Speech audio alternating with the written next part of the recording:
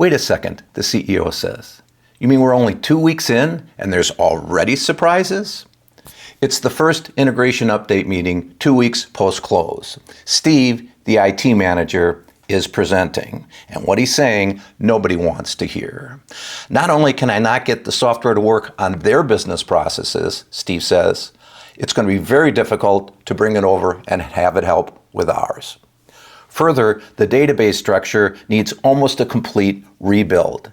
It's not put together right, and it certainly doesn't match with what we do with our systems. How much time to fix this? The CEO asks. Steve is talking in months, which could lead to millions of dollars of unplanned work. Many of the people in the room were on the due diligence team. So the CEO looked around and said, how did we miss this in due diligence? Crickets. The title of this episode of the CEO's Field Manual is You Close the Deal, Now the Real Issues Can Start. I'm your host, Phil Coerper, Managing Director of Ringling Business Solutions.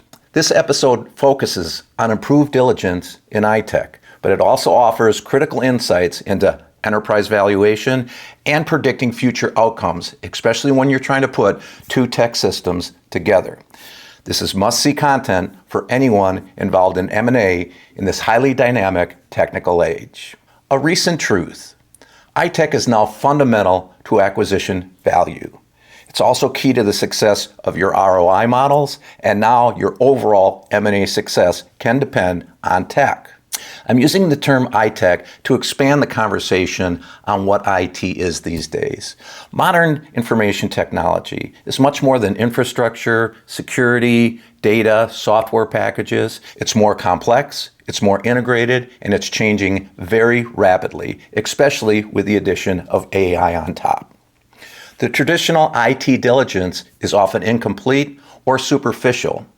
And the modern requirements of tech and the stacks and integrations need a much deeper dive to fully understand what you're buying. So let's jump right in. A company we'll call Service Tech Inc., or STI, is a target for acquisition. During the acquisition process, they're promoting their strong technical connections from customer to supply chain. This is a key value add according to STI. And they've made the investments in iTech modernization that they see provides accretive value, and our investments the new buyer won't have to make. Several slides showing cloud-based system software solutions integrated across their workflows are shown during the acquisition process. It's a great story, right?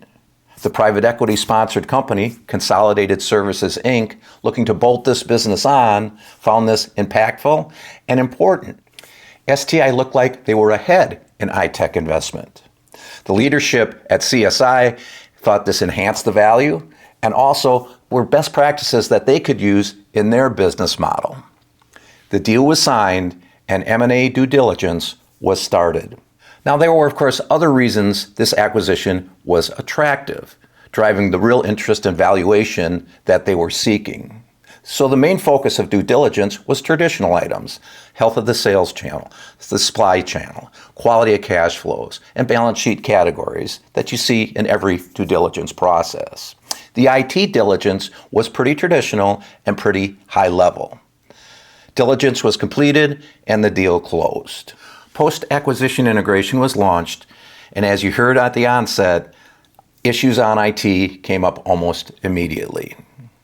The first integration review blew up in everybody's faces when they found critical gaps in combining the two companies' tech.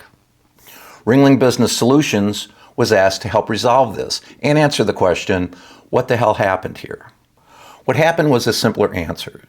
Modernized software and platforms put in by STI were not fully implemented. And this is not uncommon. It can take weeks and months to stand up software, but then it can take quarters and years to fully integrate it with workflows and get everybody accustomed to using it. It's often that we're over-optimistic on that time frame. Also, the system that they put in were not well integrated to the related software around it and to the business flows themselves. And as you heard, the always challenging database structures were problematic. Finally, and importantly, the employees at STI had years of knowledge and had developed workarounds to make things flow in these, quote, new systems.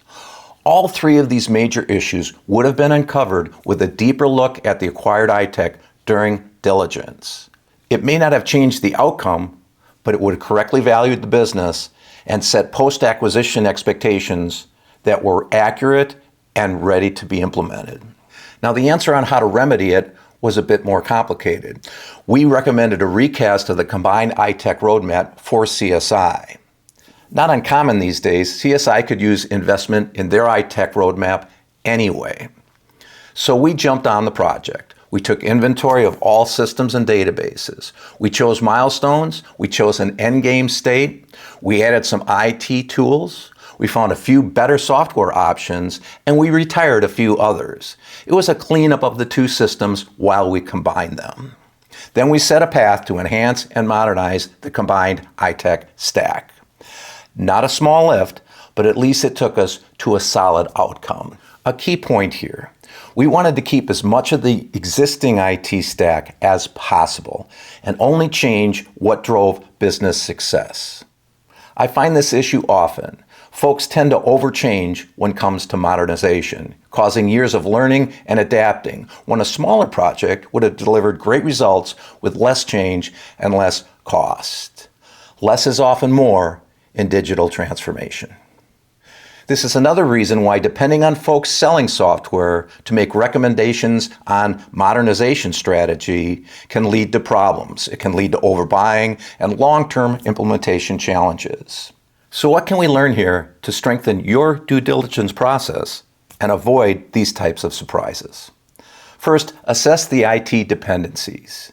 Assessing iTech dependencies is about looking what software, databases, and other things are you going to bring over with the acquisition and try to combine, and which are you going to maybe leave behind. That exercise will tell you if this is a very large issue for this acquisition or maybe a smaller issue, but it will uncover any problems. Second, modernize due diligence. Modernizing your due diligence on iTech starts with your diligence checklist. Is it inclusive of all the modern things that you might run into these days, or is it still sitting there from a few years ago when things were a lot less complex and dynamic?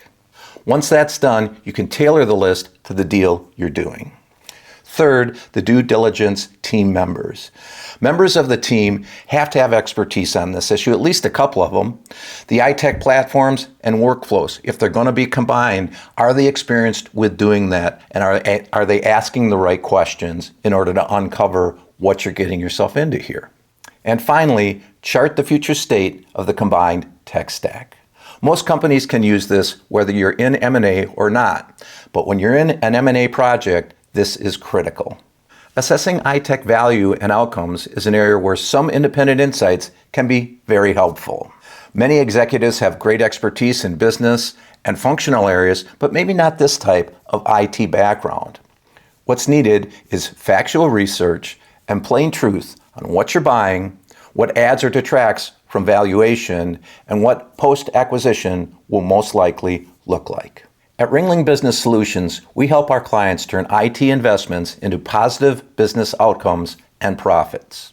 We bring decades of hands-on CEO experience to look at iTech investment from the business perspective first and the technology perspective as it relates to business outcomes. If you have a transaction in process or on the horizon, we offer a complimentary iTech diligent assessment call. Visit ringlingbusinesssolutions.com to schedule one. Thanks for joining this episode of the CEO's Field Manual. We'll see you soon. Thanks, everybody. Please subscribe, and we'll see you at a future video.